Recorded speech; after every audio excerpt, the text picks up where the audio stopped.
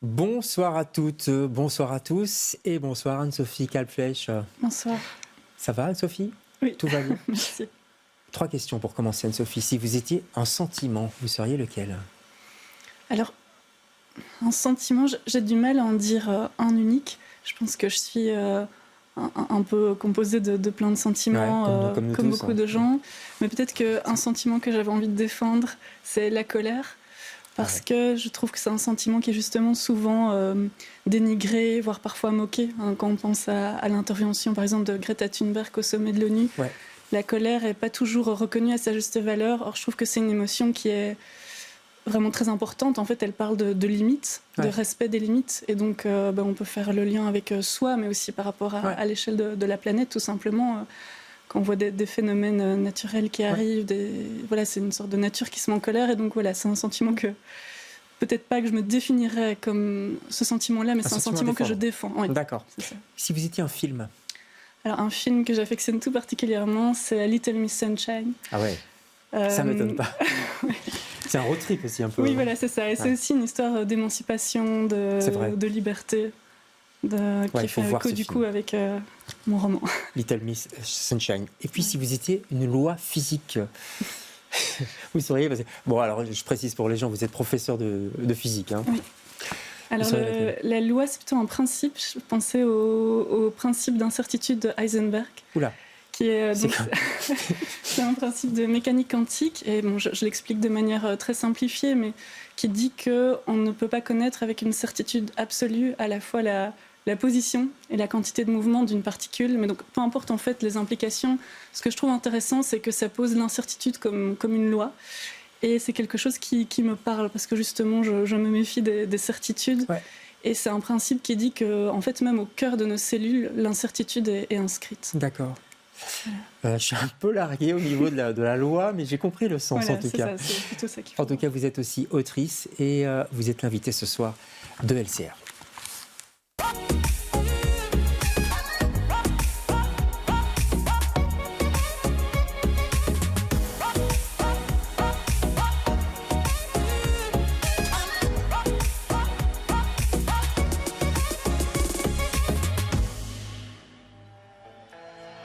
Everybody still high? You going to get higher? And higher? And higher? We got the title track from the last album. This is Screaming for Vengeance.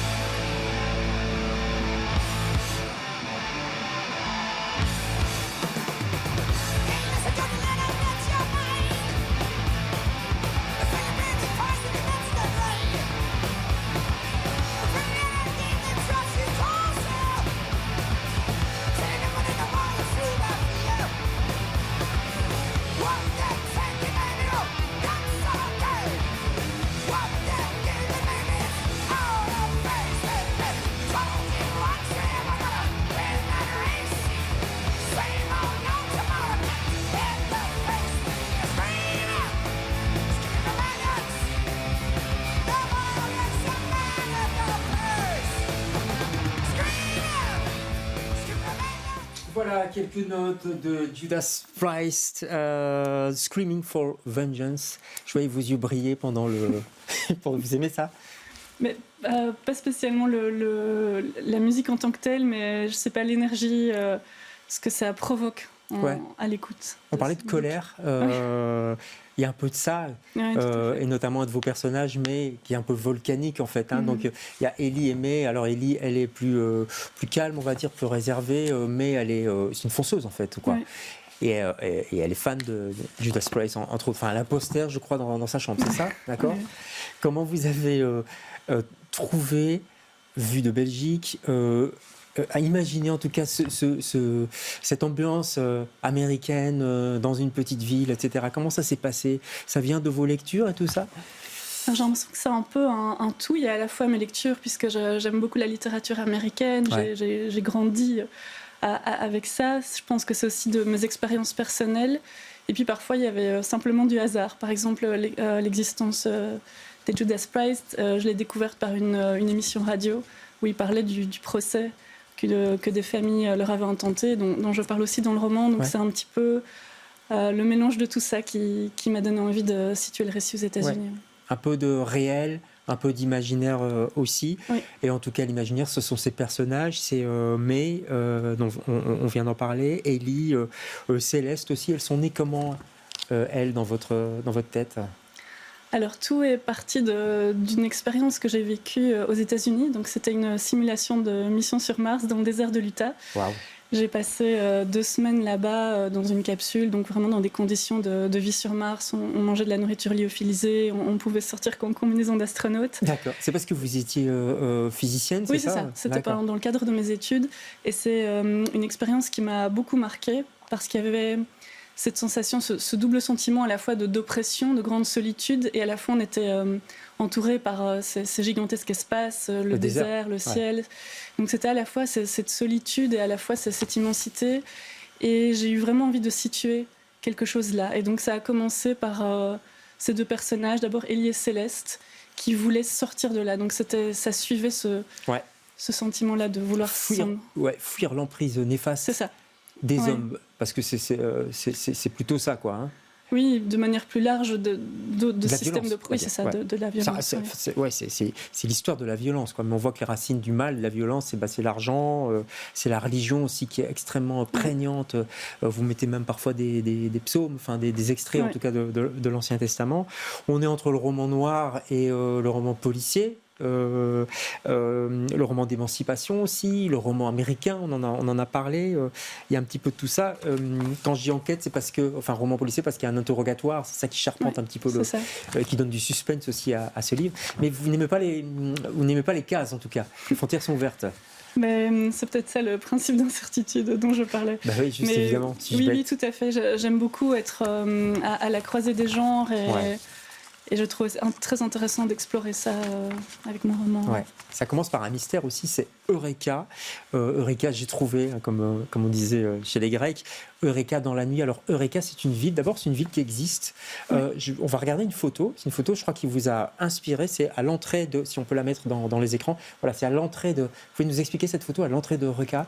Oui, donc je me suis inspirée effectivement de cette ville d'Eureka, située dans le désert du Nevada. Ouais. Et là, on voit ce panneau, mais il existe un autre panneau aussi où il est écrit « The loneliest town on the loneliest road in America », donc la ville la plus isolée, reculée. La plus paumée. Voilà, sur la route la plus paumée des États-Unis.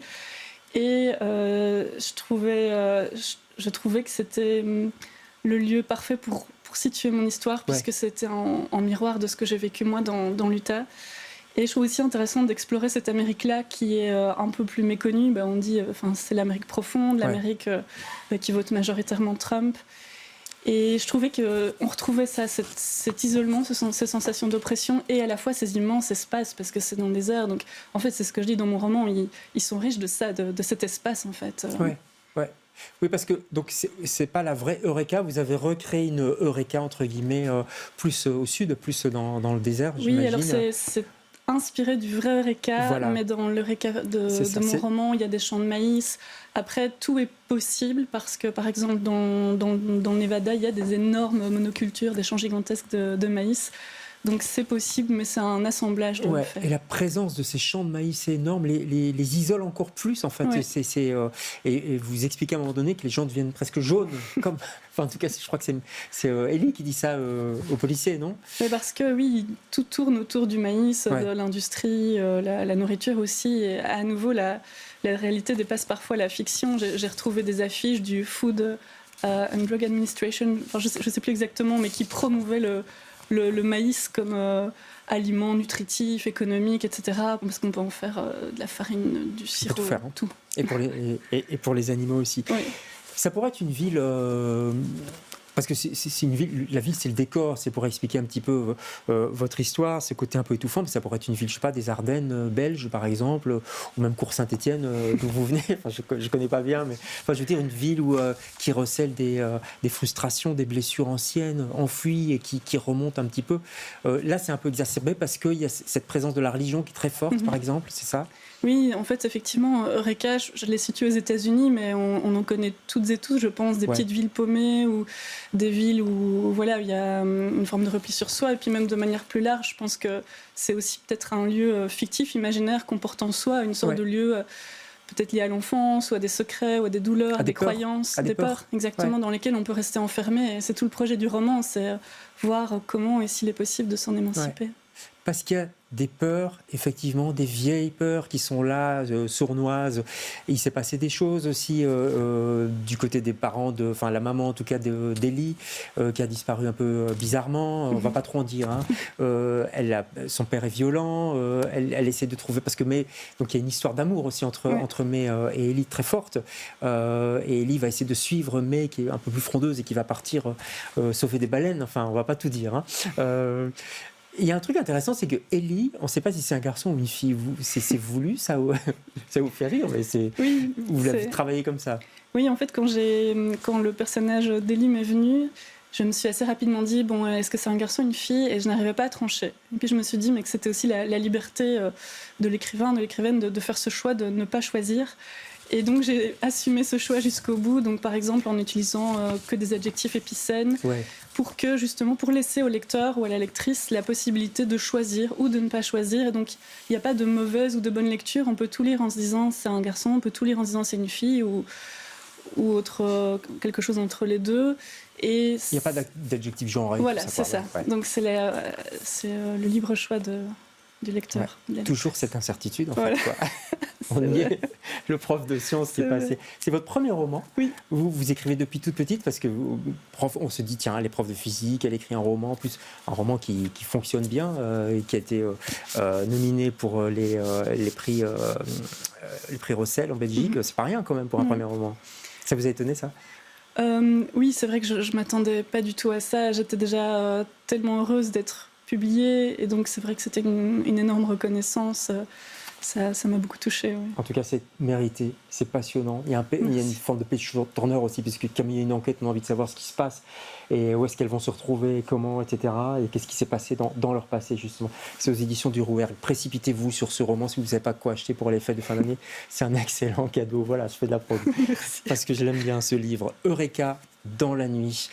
Anne-Sophie Kalbfleisch, je prononce bien le nom, ça va. Retenez bien ce nom. On attend les prochains maintenant. Merci beaucoup Anne-Sophie. Merci David. On se retrouve demain avec d'autres invités. Bonsoir.